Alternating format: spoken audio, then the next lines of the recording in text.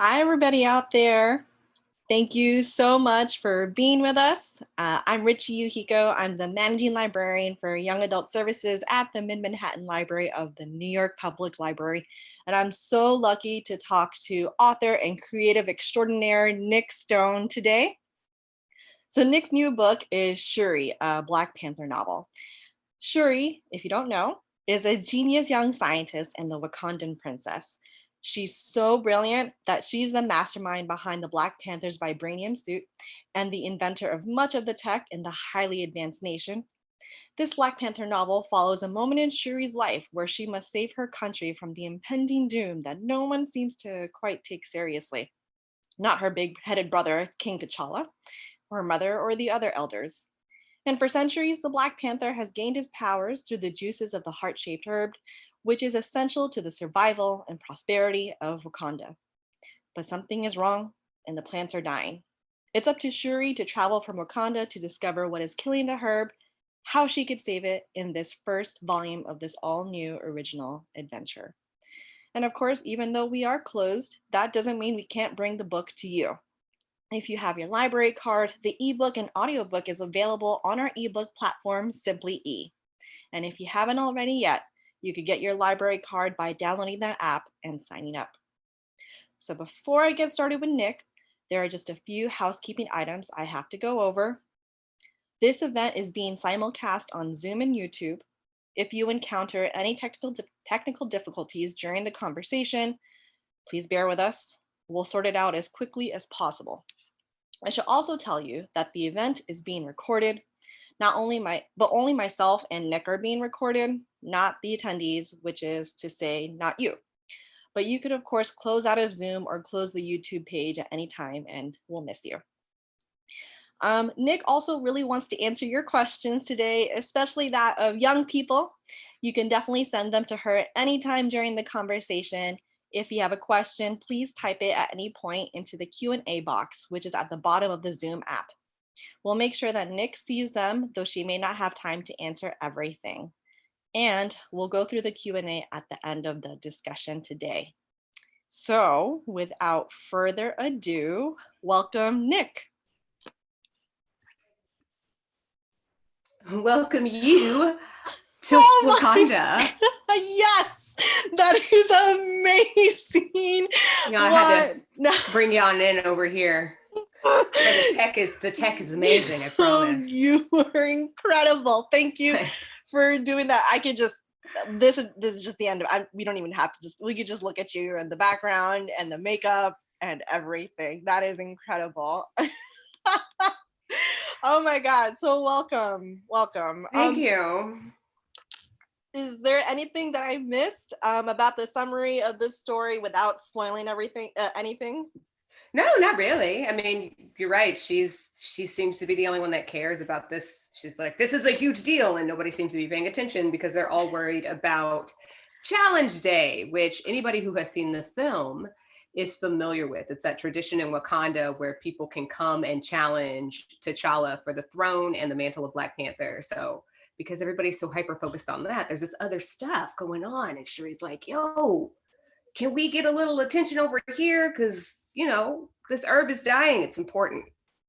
I mean, it fuels basically the super strength, the powers of the Black Panther, right? And without it, you know, it's just technology and the training and the smarts, which is not nothing, obviously. Right.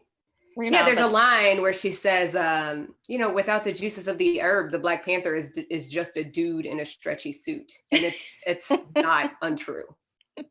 I mean, she also spends a lot of her time in the book trying to look for the right fabric and stuff to make out of the Black Panther suit that her big-headed brother is requesting. So I'm glad you mentioned the movie because that is the background from the Marvel Cinematic Universe. It is. But the book is not in the Marvel Cinematic Universe, correct? It is not. So this was the most interesting thing for me about this project was having to come to it knowing that most people who come to read it will solely be familiar with the movie. It's a book for middle readers, technically. Like, she's 13 in the book, so it's aimed at like age 10 to 1,000, really.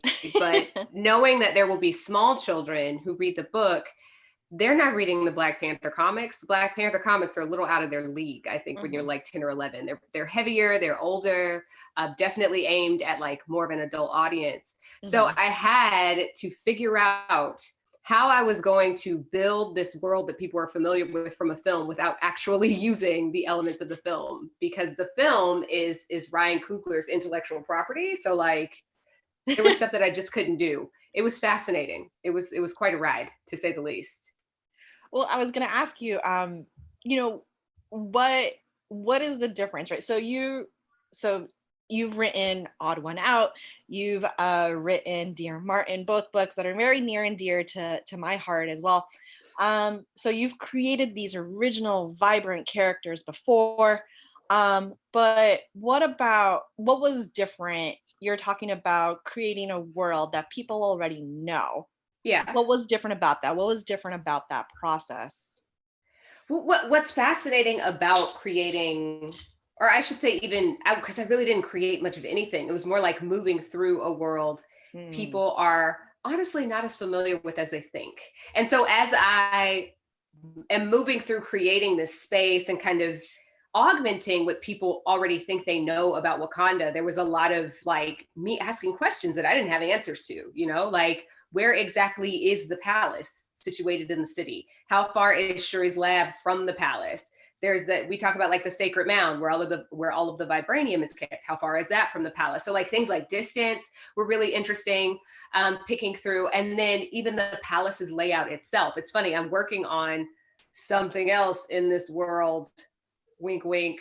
And one of the critiques in the draft that I turned in was that they wanted more world building inside the palace. So like maybe we'll create a map so that we see what the Wakandan layout is, like what the palace's layout is like. Because with world building, what I have discovered even as a creator is that I'm really just giving snippets, and then it's up to the reader to kind of fill in the rest with their imagination. And that is real tricky. Like, especially with a place like Wakanda, when we all have these kind of separate conceptions of what the place is like. Right. But I had a blast writing in the world, and I will continue to have a blast writing in the world. Again, wink, wink. Wink, wink, wink, wink. Is that something you can say officially to us, or you're just gonna leave it as a wink? What I say to people, I'm like, just go check Target's website. If you put like Shuri book in Target's website, more than one thing pops up. Okay. I will do that, because I have not done that. And I, by the way, I'm an avid Target shopper. Not to plug it or anything. Oh, hard same. Okay. Well, so you're talking about this world that people, again, have already conceptualized. You're talking about maybe having a map. I noticed when you were reading, when I was reading it, and I just finished it a couple of days ago, you have this, it was really intriguing to be like, okay, like she was going here, she was going there. Did you have that map set out for yourself before you do that? Is that part of your writing process? I did, actually. So what's interesting is that with this original Shuri book, I needed to know where Wakanda was, because it's like, I need to be able to map out. There's so much science in this book, and I know how we science geeks are. Like, I am a massive science geek, and I know how we are about like wanting things to be accurate. So like, if I say this place is 300 kilometers from X, Y, or Z, I need to know what my starting point is. So, and how many seconds it'll take, and how many, exactly. Like, I need to know what is the velocity of her vehicle that she's going to be traveling in, so I know exactly how long it's going to take her to reach her destination, and I can put that in the book. There are maps, there are like hand-drawn maps in the hardcover, and I kind of pushed a little bit for those to be in there, because I think that when we think of Wakanda, we don't actually know where it is, and it's kind of in this little part of East Africa that's near Ethiopia and Kenya and Eritrea and like Uganda. And it's like in that region, but it's surrounded by like five other little tiny fictional nations that all, they pop up in the Marvel canon. And so it was really fun writing about this imaginary chunk of Africa that could totally exist. I mean, just saying. Yeah. Clearly I'm here, so. Yeah, no doubt about it. You're there, you're just blending right into it. I'm feeling kind of gypped because I downloaded the ebook and I don't have those maps in my ebook copy. Oh, you gotta get, yeah. I'm gonna have to get them to you. I'll get them to you. You gotta see, they're so beautiful, right? So like in the next one, I think we're gonna do a map of the, ooh, I just said something. You said the next one. We're gonna do a map of the palace. God, they're gonna kill me. A map of the palace, and then I'm trying to get them to do a map of another very prominent place in that. I'm looking around for my iPad. I wish I had it down here because I would totally show you. I drew a map of something that's in the next book, and I would show it to you if my iPad was down here, but it's probably good that it's not because I don't want to get murdered. It's not a Wakanda either. That's the reason why it's not around you, because it's not right. I left it in where it is, which is not Wakanda right now. Did you get there by social distancing is the next question. We don't have COVID here. It's not a thing. Okay, so the tech like made sure that COVID was not there. Good, great. Absolutely. Well, yeah. There's like nanites and stuff like that heal and get rid of that kind of thing. Well, I actually, when you first posted, when you talked about the event on your Instagram, I got really excited. I was like, oh, but wait, like what would happen if, how would Wakanda and Shuri, as a tech genius and as a advanced country, how would they deal with the pandemic? How do you think? Certainly not the way we did here in America. Oh, okay. I think it's interesting. I am not going to go too deep into this because I'm sure there are like small children watching and this will go right over their heads.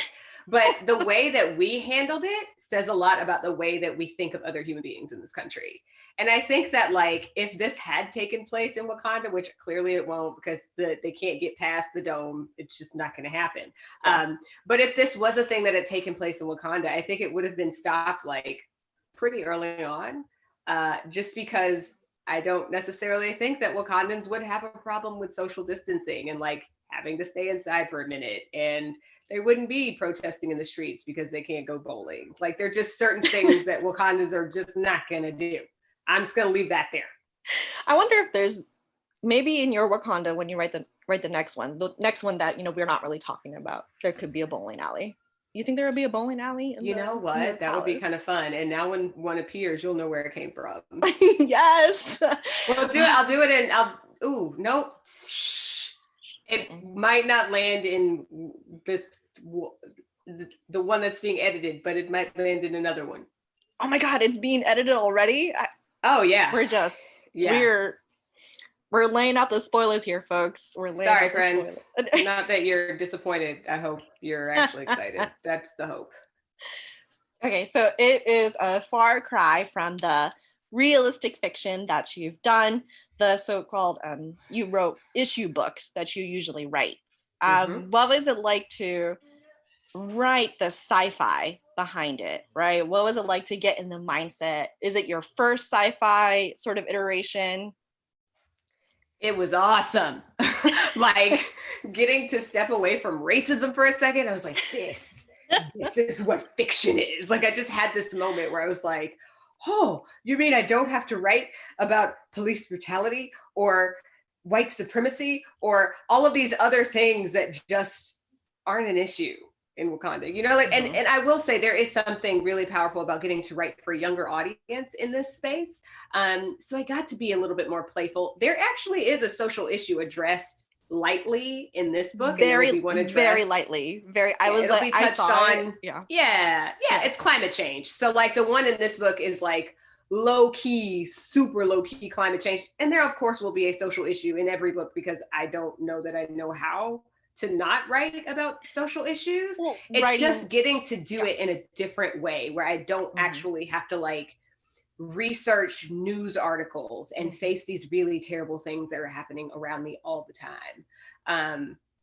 That was great. I have written before kind of a speculative contemporary fantasy type thing. That is on Wattpad, friends. So if you are interested, feel free to check out. I am at the actual Nic Stone on Wattpad, and I'm verified there, so you'll know that it is me. It's called Little Spark, and I had an 8th grader last year convince me that I needed to just put my first ever novel on Wattpad. So I did. And I think I have like 3 or 4 chapters left. I've been posting a chapter a day for the past month and a half.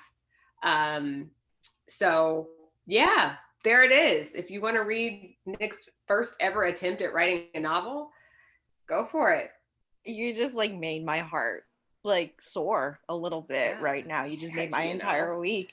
And you know, 100% a first novel. So just keep your expectations low is all I'm going to say. I mean, as many Wattpad novels are, right? You know, I mean, that's what it's there for. You know, it certainly doesn't have to be this polished piece of work, you know, and it's there that you can post chapter by chapter and stuff.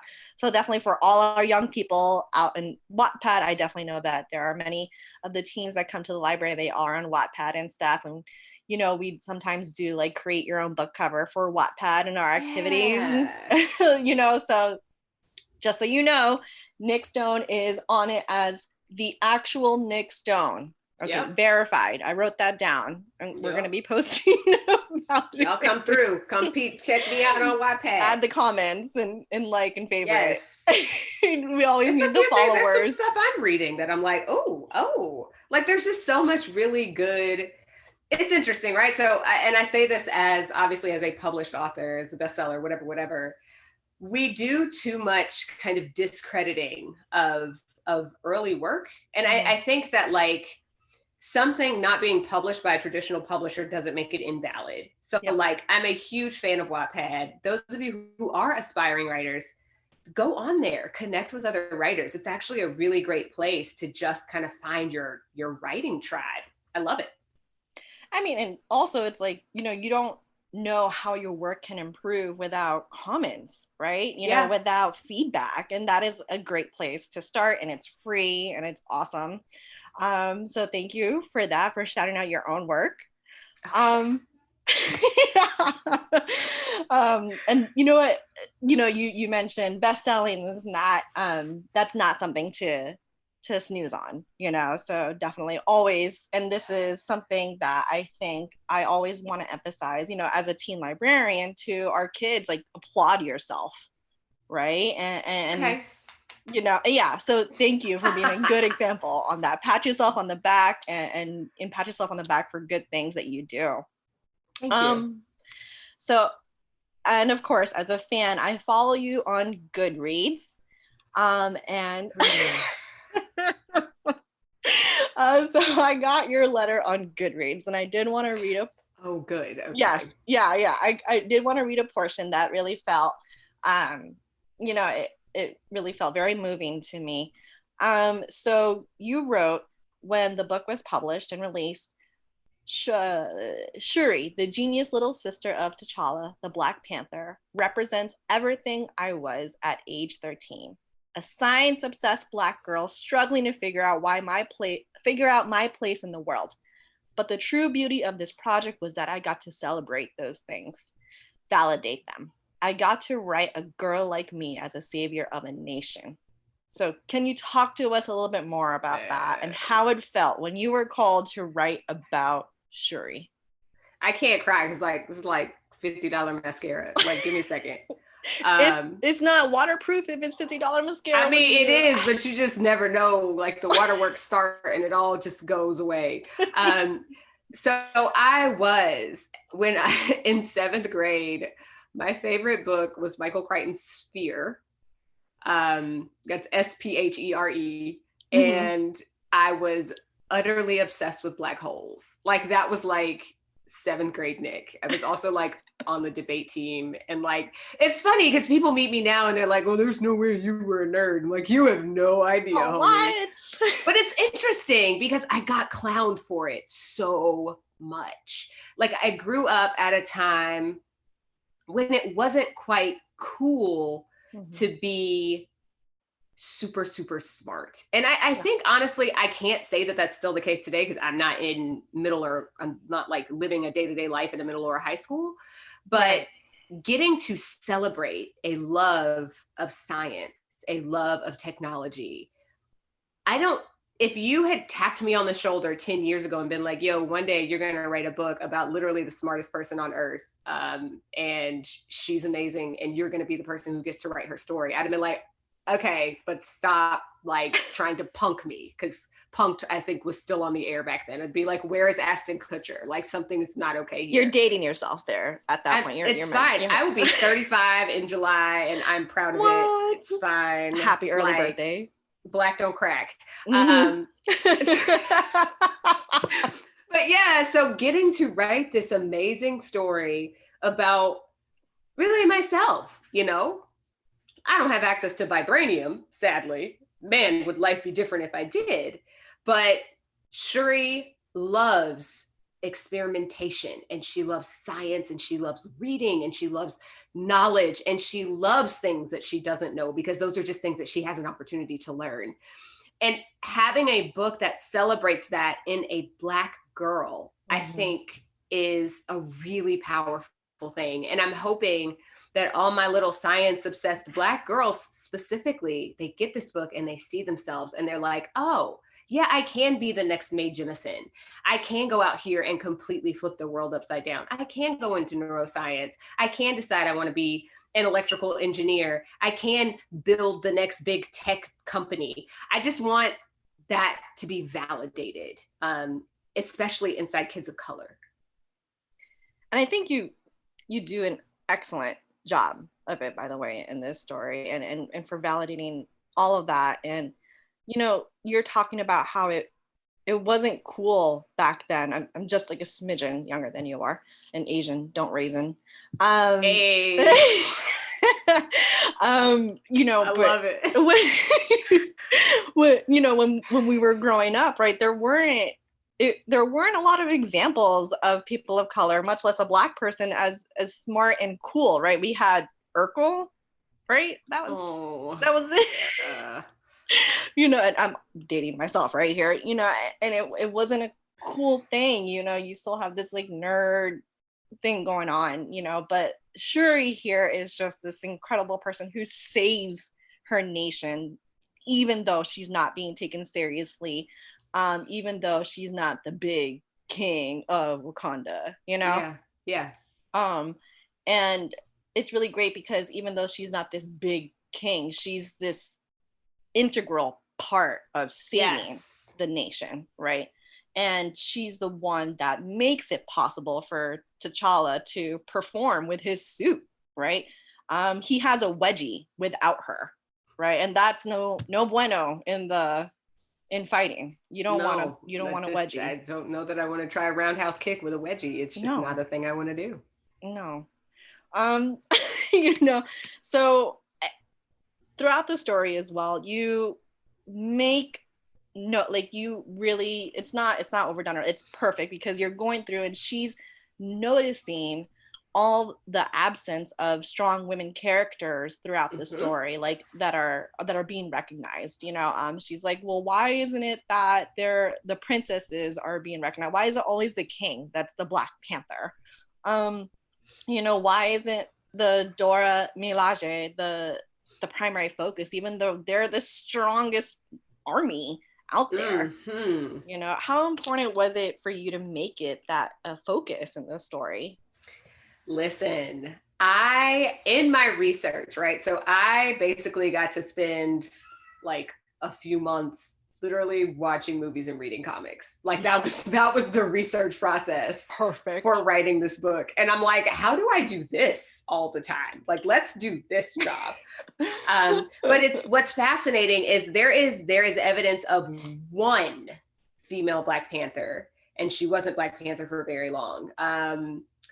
And I think that it's fascinating. You have this country that supposedly sets women up so high, right? Like their fiercest, strongest warriors are all women, but there's never really been a female ruler. And Shuri, so there's a scene in the book where Shuri is getting her hair braided, and she notices up on the wall, she's in the queen's chambers, in the queen's dressing chambers, and she notices up on the wall there are these portraits of all of the Wakandan queens.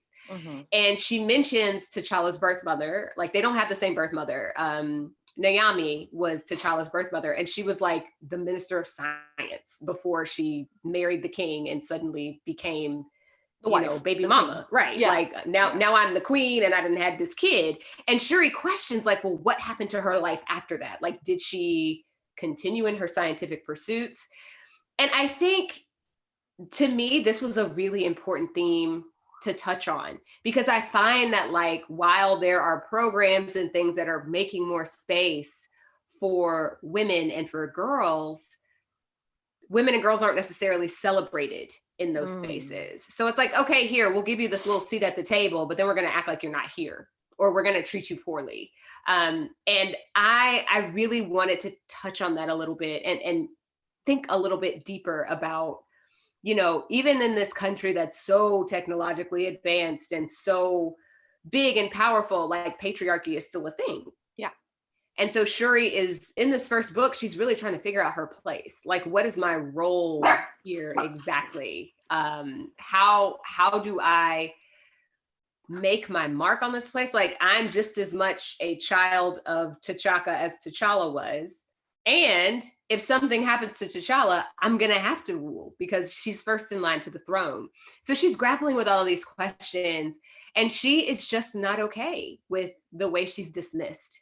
And I think my goal with that was to empower young women to be less okay with being dismissed. I want young women to understand that, like, yes, take up space. You don't have to ask permission to use your voice. Like, say what you have to say. Do what you have to do, and don't allow yourself to be dismissed. And she had to kind of go around to solve the problem in order for people to recognize, oh, wait. But I think that initiative is important. And sometimes we just got to do what we got to do. And in particular, it's for young people, right? They have that added layer of also not being taken seriously because they're young, right? So she definitely navigates that. She ends up kicking butt and saving the world, or saving at least, her part of the world for now. Yeah. No spoilers, right? So thank you for that. And I did want to ask a little bit something personal. Yeah. You're a Slytherin. Oh yeah, like hardcore. I have Snape's Patronus tattooed on my forearm. What? Oh yeah, that's amazing. Okay, so did you think that you were a Slytherin because of the Pottermore test, or did you just proclaim it for yourself? I mean, it started with the Pottermore test, more or less. Like, there were certain things that I just couldn't get. Oh, you can't see it because Wakanda doesn't want to let me be great, but you can kind of get a glimpse there. Yes. So I have always had a strange thing for Severus Snape. It's weird admitting that aloud. And like, I will say, there were here first, folks. Right. There were definitely points in reading the series where I didn't like him very much.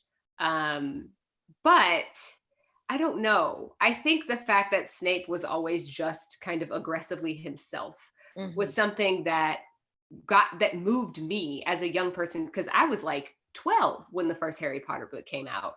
So I'm reading these books and I'm in this world. I'm like existing in this space where like I'm 9 times out of 10 the only Black kid in the classroom. So reading this character who like wasn't the best character. I mean, I've always had a thing for anti-heroes in general. But reading about this character who like was a jerk for most of the series, but never stopped being a jerk. Like, there was something really endearing to me about that. Like, I liked the fact that like he was so unmoved by everything and everyone. It was just like, I'ma do me and you are a little punk. And sometimes he was right. Harry was kind of being a little punk, right? So like it was Harry in general was a punk. Yeah. Harry in general, look, we're not let's not like that's not up for debate. Kids' souls, but we're not gonna like scorch the children, because I don't think they're ready to admit it yet That that is true. their hero.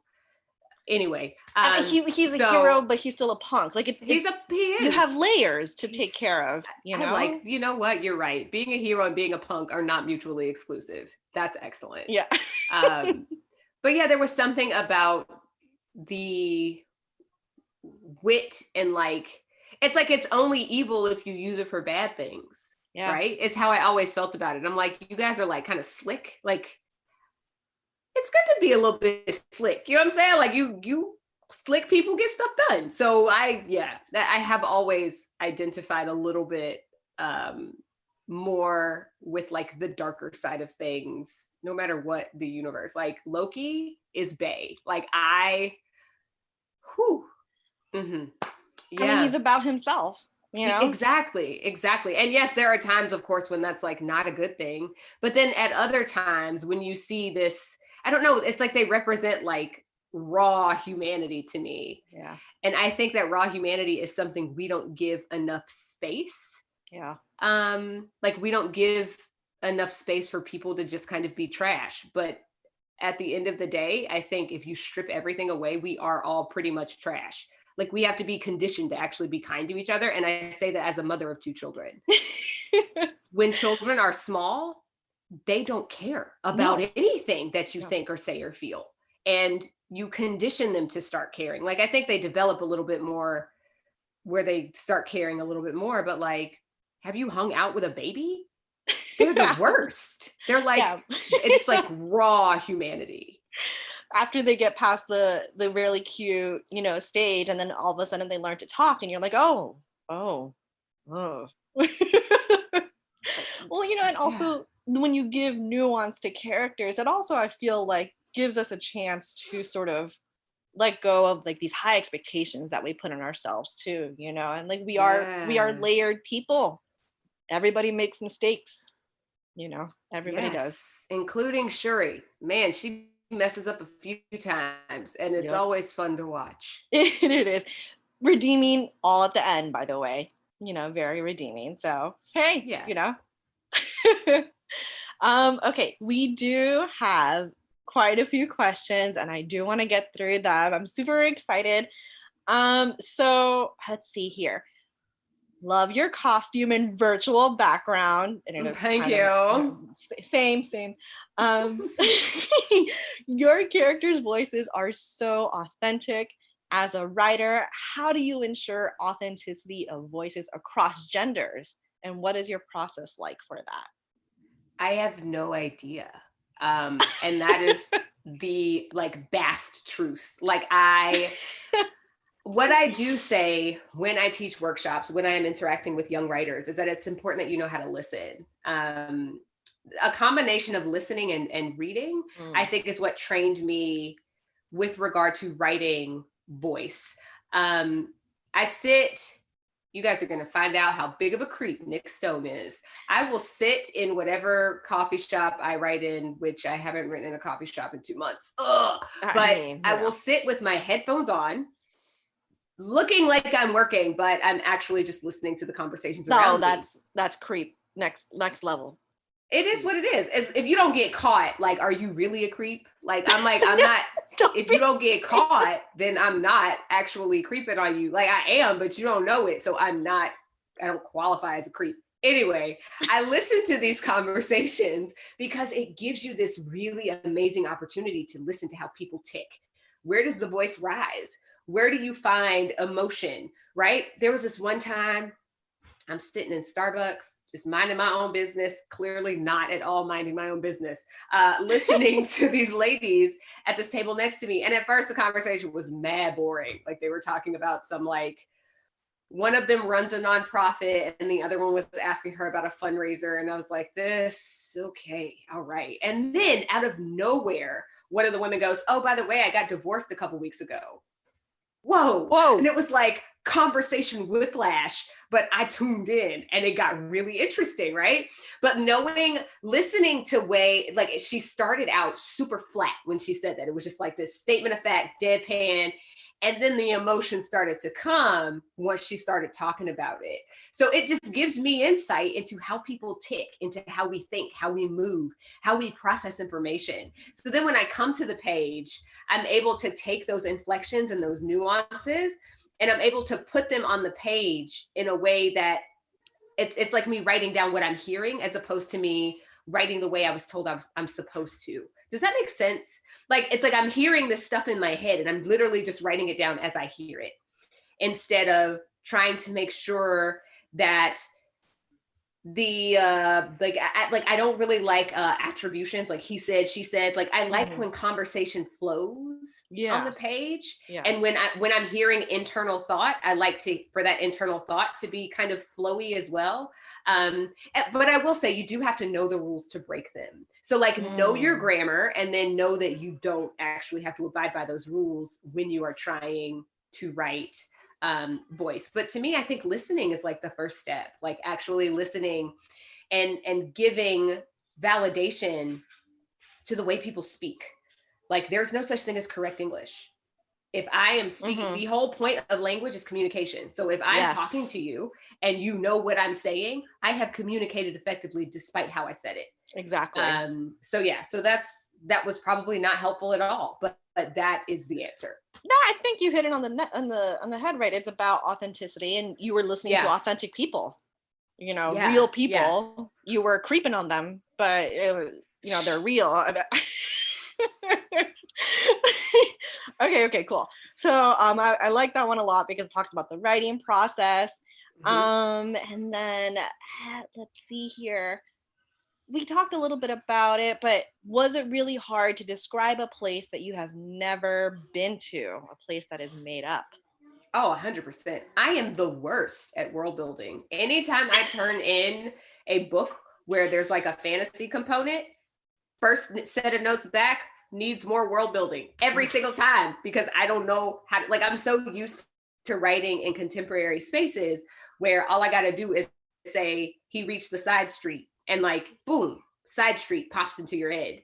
But when I'm like, Birnin Zana and the Typhon Gao, and people are like, what is happening? I don't know. What does the throne room look like? Et cetera, et cetera. It's hard. But it's also, it can be very fun. The biggest struggle for me is like, I don't actually like tons and tons of words. Like, I like to be succinct in my fiction. But when you have to world build, you have to like write all this extra description, and I like, like, well, it can slow a pace down. I struggled through it. I so struggled through it.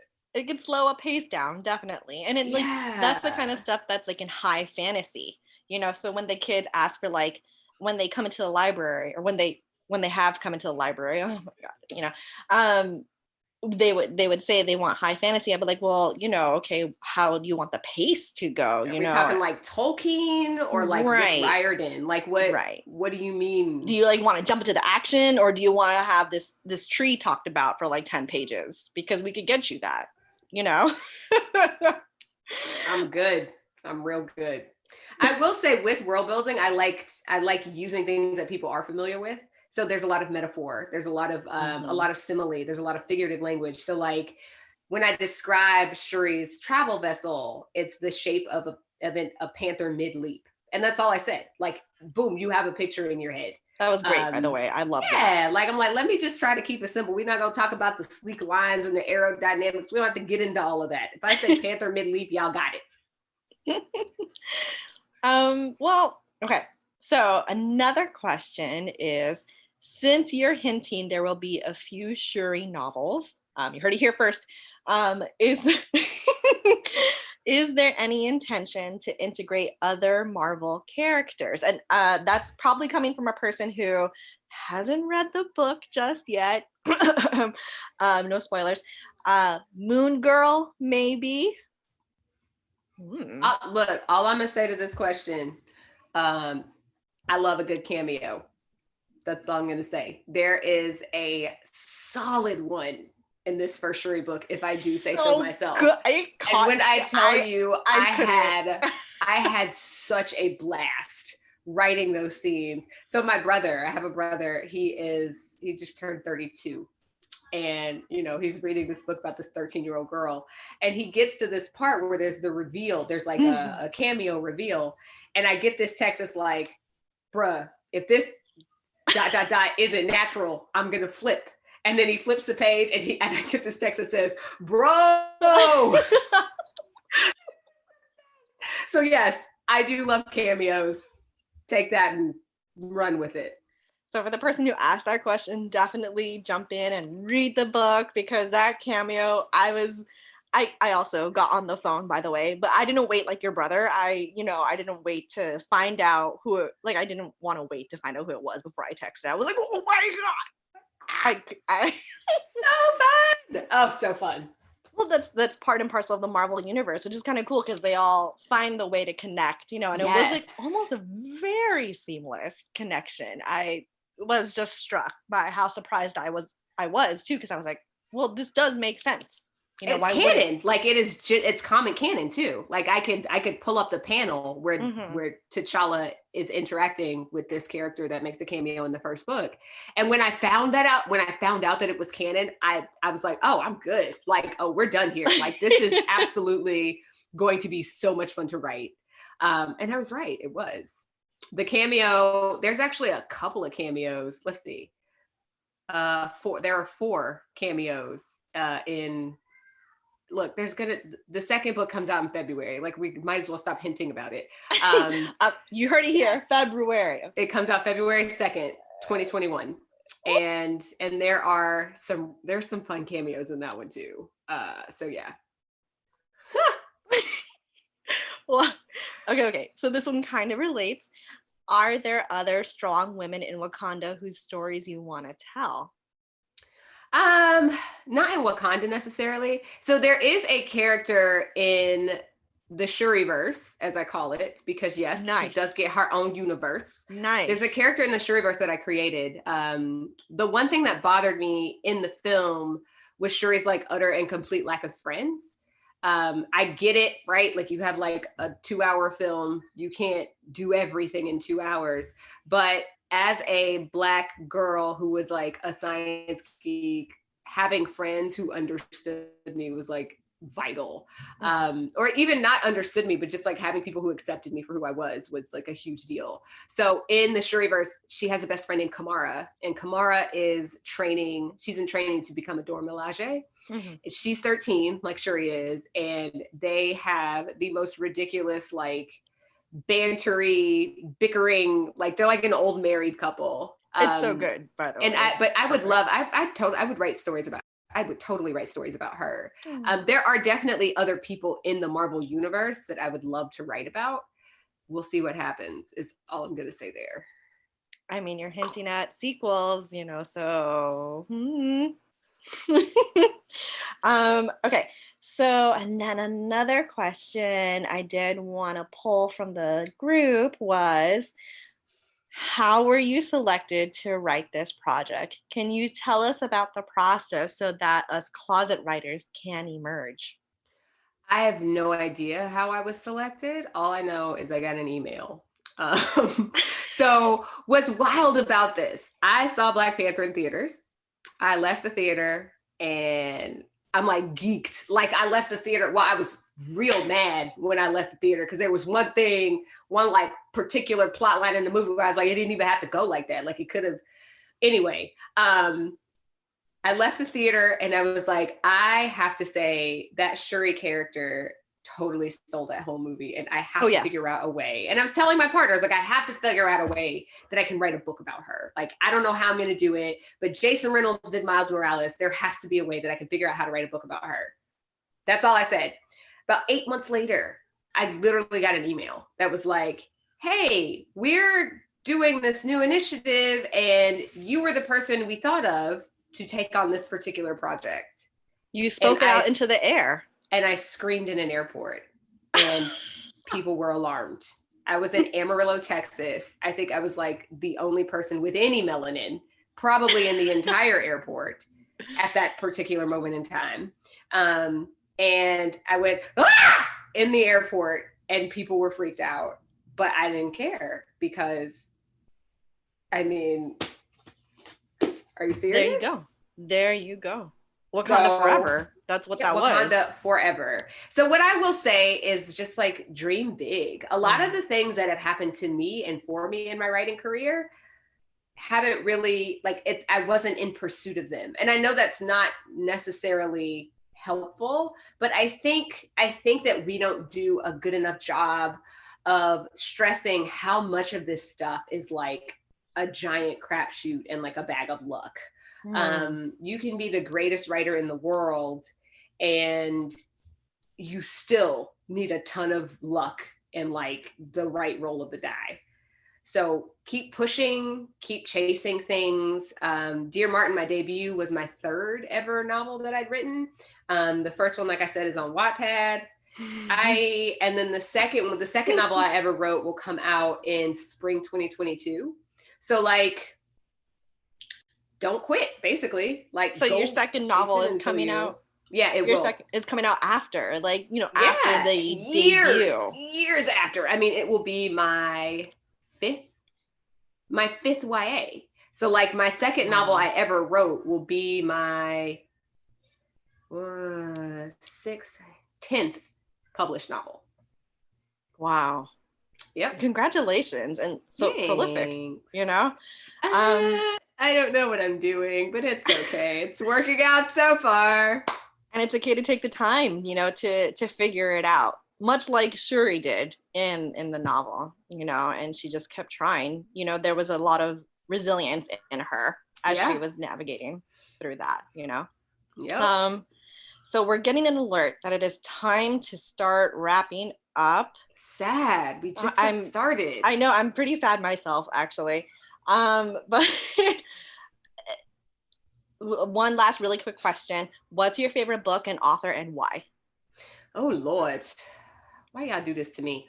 Okay, favorite book is actually easy. My favorite book is a book called The Virgin Suicides. The author's name is Jeff Eugenides, and it is very dark. It should definitely come with like a number of content warnings, but it is a book that I read at a time when I really needed to. And I think there's something to be said about finding the right book at the right time. Yes. It validated a lot of things that I was thinking and feeling, despite the fact that there are no people of color whatsoever. This is the book about 5 white sisters in a white, lily white town who are going through some things, but I was able to connect to kind of the emotional core of the story, and it moved me in a way that no book ever had before. And it's actually kind of weird, like, to say aloud that my favorite book is one about a bunch of white girls, but I've come to a place where it helps me to understand the power of an emotional core of a story. And it gives me this kind of launching off point to explain how books are vehicles of empathy and how you can absolutely connect with somebody who is wildly different from you just by reading the right book. Favorite author. I'm gonna say Jason Reynolds. And most people roll their eyes when I say that. Oh, but he's like an older brother to me, so I'm totally biased. But he's amazing, right? And I started reading his books when they first started, the second round of when they first started coming out, which was like 2013, I think, when I Was the Greatest came out. But when I was trying to figure out, so this first novel I wrote that's on Wattpad, shot down left and right. I even got fired by my agent trying to sell that novel. Oh yeah, it was delightful. Get used to rejection, friends, if this is something you want to do. Just a pro tip there. There will be a lot of it and you got to be okay with it and just kind of get up and keep going. So I pitched, we parted ways. I wrote the second novel, the one that comes out in 2022, and it got me a new agent. But when she went out with that novel, she couldn't place it. There was an editor who was asking if I was working on anything else. And I'd had the idea for Dear Martin kind of kicking around for a while, but I was really scared of trying to write a story like that. When I Was the Greatest, Jason Reynolds kind of re-debut novel, there was this freedom that I got from reading that book and from seeing the way that he used language, from hearing the voices of the boys in that book, from seeing the things that he was willing to discuss in that book. So, and then every book since, like, Jason is a person who continues to kind of push the envelope and who continues to kind of stretch what children's literature actually means. I've yet to read a book of his that I didn't like. And I even have some that nobody else has. I'm pretty jealous because I'm also a big fan. So that's your in that I am jealous about. I mean, I had to bought them on eBay. Like, I will not tell you how much I spent. So Jason Reynolds published a book called Self when he was much younger. It's this beautiful book. There's like some poetry in it. There's some photography. And he and his buddy, they like paid to get it published. They paid to get it printed, et cetera, et cetera.